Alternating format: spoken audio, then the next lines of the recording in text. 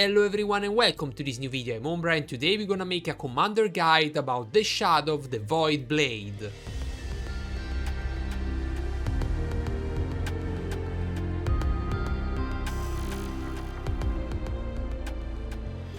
I choose to make a guide about the Shadow because I make a survey on my channel and that is the winner, so I respect what you choose. I'm gonna make for every guide this survey for let you choose what is your preferred build you wanna see first. So for don't lose the chance of choose what commander you wanna see in the next guide, remember to follow my channel and also active the notification from that. First and start, I wanna also ask you to smash like on the video and leave a comment. That helps me a lot with the algorithm on YouTube and help me a lot to grow and reach more people. The Shadow is a commander who focuses everything on physical damage.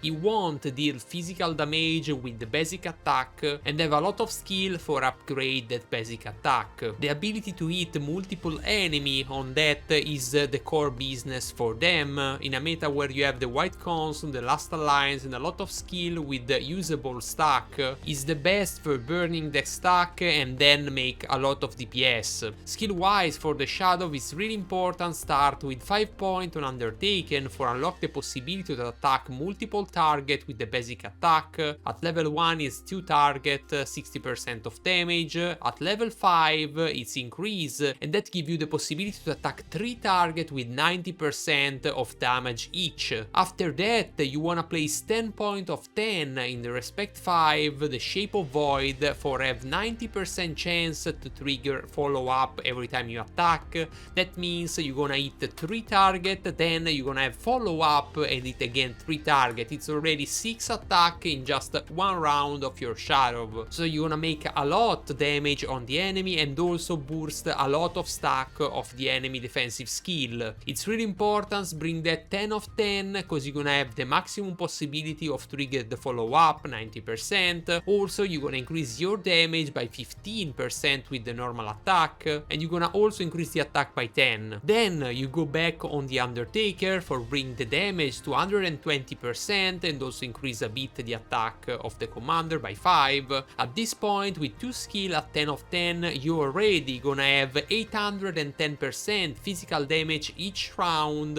in the first 6 rounds of the game. Considering also you're gonna burn 6 stack from the formation and 6 stack from the commander every round. Then you're gonna place 1 point on Black Numenorian just for have 2 more chance for burning stack, because 12% of damage focus is not a lot but is still better than nothing. And then 1 point on Hunting Expert just for start stacking attack every time you deal damage. At this level is not a lot because it's 0.7% of attack for 5 times. Considering the Shadow is an epic commander, so at Respect 5 you're gonna have only 22 points skill and not 23, and also you're gonna have less stats than a legendary commander, but a Respect 5 is already excellent for burning stack and is very high in ranking for making DPS. At Respect 10 the Shadows start to be at the soft cap, so it's the moment where you have the maximum gain with the minimum price pay. You're gonna have the Ascension, so you're gonna have more damage from your Shadow, you're gonna have the possibility to have the unique, and then you're gonna have 4 more points to place on Hunting Expert for bring that skill to 5 of 10. With that you're gonna bring your attack bonus to 17.5 and start to be relevant amount of attack, and also you're gonna gain the possibility to have plus 10 of initiative, really important for attack first than your enemy. It's really not recommended go over Respect 10 with the Shadow because this is the soft cap and you don't gonna gain a lot after that. But if you choose to do that because you're a big Kraken and you decide you want to bring the Shadow at the maximum level, what you can do is absolutely max the Hunting Expert for bring the attack bonus to 35, really good amount of that, and also place 2 points on the Black Numenorian for bring the focus damage to 36. It's not very important to that, but it's still better than nothing more damage. The difference between a Respect 10 and a Respect 25, the Shadow is about 7% in terms of value, is is not a lot, but yes, in a combat 1 versus 1 can make the difference, of course, in particular because the Shadow is a burst commander, so you're gonna destroy the enemy first, you're gonna receive less damage.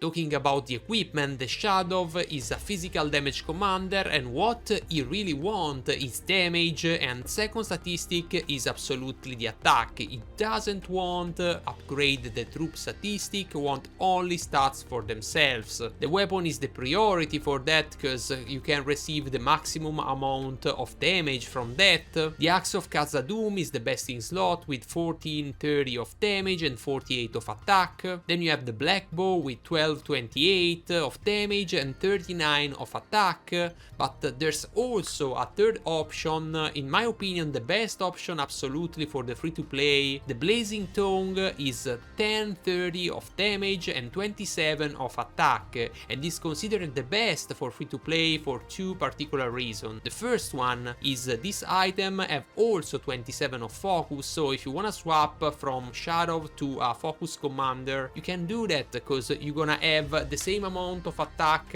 of what you have on focus, so it's very versatile item. And also the second reason, the most important, is every season you're gonna have the Blazing Tongue in a shop, you're gonna buy that and you can refine that, so it's the easiest item for a damage dealer commander to use and refine if you're a free to play, because you're sure every season gonna have one of that if you play well the season. It's not recommended invest on any other weapon if you're not a mega ultra whale. At epic level what you want is the battle axe, like always 10, 14 of damage and also 18 of attack. It's a good base for start. The chest is the less important piece of equipment for the Shadow, but if you have to choose something at legendary level, you're gonna pick the Berserker Raiment for 24 of attack and 6 of initiative. That's gonna help you to make more damage and also attack first than your enemy. Absolutely not recommended run any other chest at golden level. The amount of item you need to invest for improve a golden chest is too high, for don't go for the best in slot.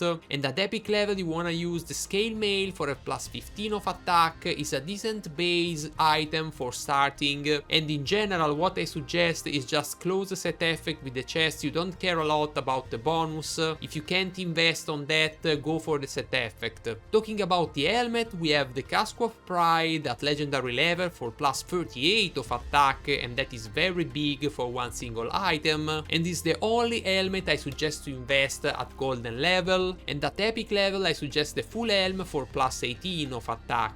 Also, if you don't have any of these two, I suggest you to run for clues just the set effect. Talking about the accessory, is very important to have the good one on the Shadow, because also this gonna give you damage, and damage is what you want on your commander. The best in slot is the Palantir of Orthanc that gives you 10-10 of damage and also 38 of attack. If you can't have that, you can run also the Drums of Barad-dûr for 6-10 of damage and 36 of attack. Even if you can't refine that and if you can't upgrade that, it's very useful run that with 0 star, 0 refine. You're gonna have a lot of improve on your commander. Then we're gonna talk about the Fine Smoking Pipe and the Signet of the Burrow. These two items are for focus commander, but also on the damage dealer commander physical can be very good because they have damage. So if you don't have other commander where you can run that, and if you didn't have the Palantir or the drums, it's a good idea run that. The damage is still better have that than don't have. And for last, at epic level you have the Bone Talisman for plus 18 of attack. It's not very great accessory because you don't have the damage, but at least you have a bit of attack. But in general what I suggest,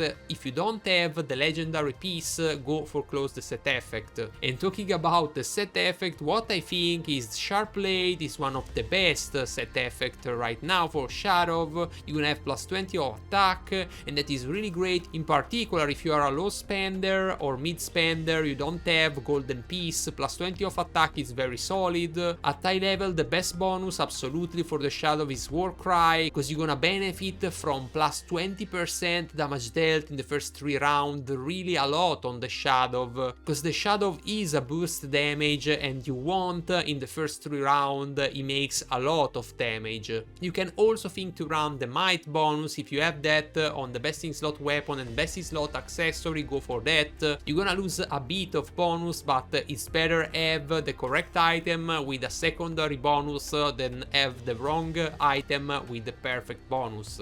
Talking about the unique for the Shadow, is not fundamental at that. I mean, the statistics are okay, you can gain a bit of damage, a bit of stats, is not so bad. The bonus you receive from that is situational, so you need a particular unit for use that, but in general it's not something in what you want to invest all your resource. You can absolutely take that, but upgrade and refine I don't suggest if you are not a whale. Talking about the troop, the Shadow can run a lot of that, but my favorite are 3. The Morgul Arbalester are a small unit ranged, so you're gonna have the possibility to attack from the back, so you're gonna elude all the attack from the melee unit, and also with the possibility of follow up of the Morgul Arbalester and the Cunning, you're gonna have even more chance to burning the stack of the enemy. Then you have the Dragoon, a medium unit of cavalry, really strong versus ranged unit and small unit, that is really good for tanking the archer of the good faction. With that you're gonna have a lot of initiative also, so you're gonna have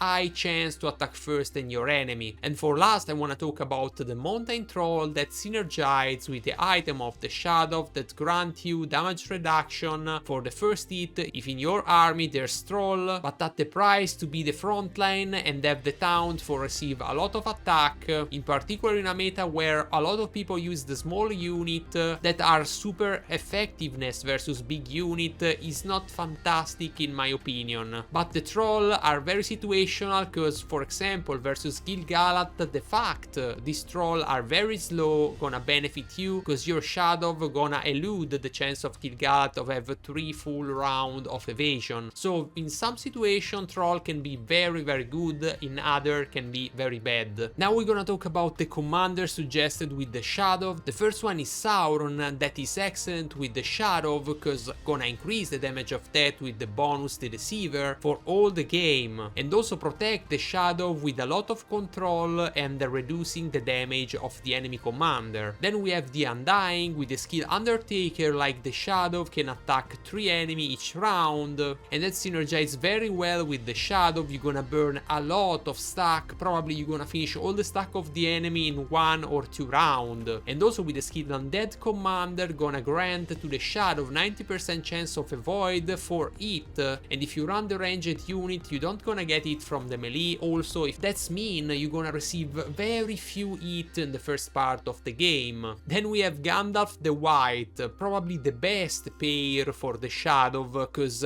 you're gonna have 25% more damage on 3 enemy formation for 4 rounds, and that is all the Shadow want, the best buff you can give to them. In addition to that, you're gonna have the White Council for reduce the damage received from the Shadow for 7 hit.